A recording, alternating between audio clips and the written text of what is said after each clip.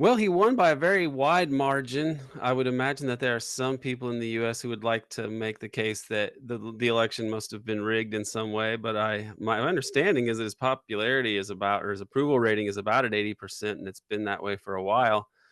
I think that you can contrast how he has performed as the Russian head of state with American presidents for the last few decades, and really since Putin came to power, basically as the guy who's been the helmsman of Russia for the 21st century.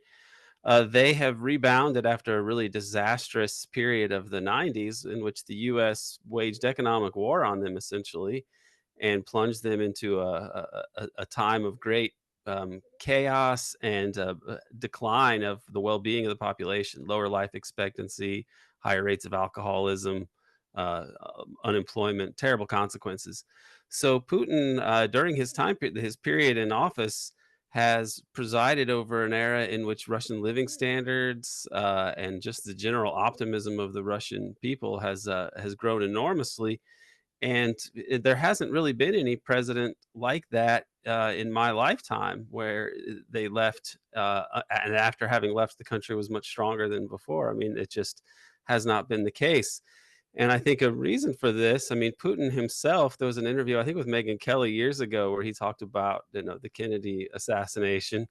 And he said that, your own people don't have a very good way of dealing with their security services. And we don't even really know who's in charge. It's hard to talk to people in the US. He reiterated that with Tucker Carlson as well, that he even more or less tried to imply that Tucker was CIA himself in some ways. It was pretty funny.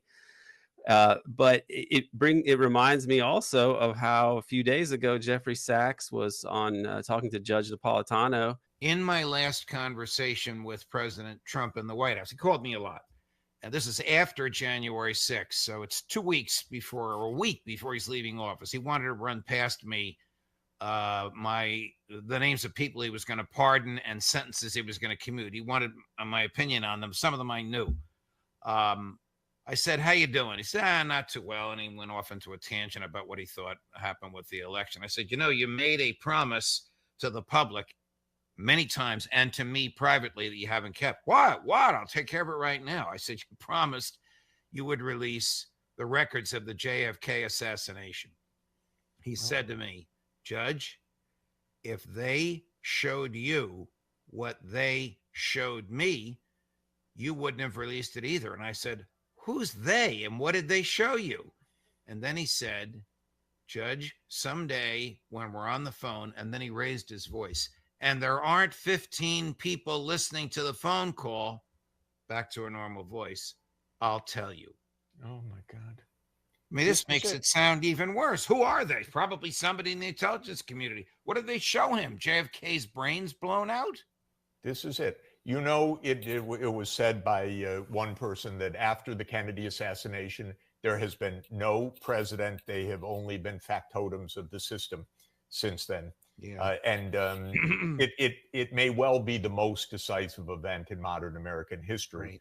Jeffrey Sachs said that the Kennedy assassination was the most decisive moment in U.S. history, in the last 6, 70, 80 years, which I would agree with. And he also said that really, since JFK, the presidents in the U.S. have been nothing but factotums, just people who were basically functionaries of the machine, of the system, serving a class of, wealthy corporate elites, not really governing on behalf of the American people. So we have leaders that don't really govern in a democratic fashion, for the benefit of the majority of the population.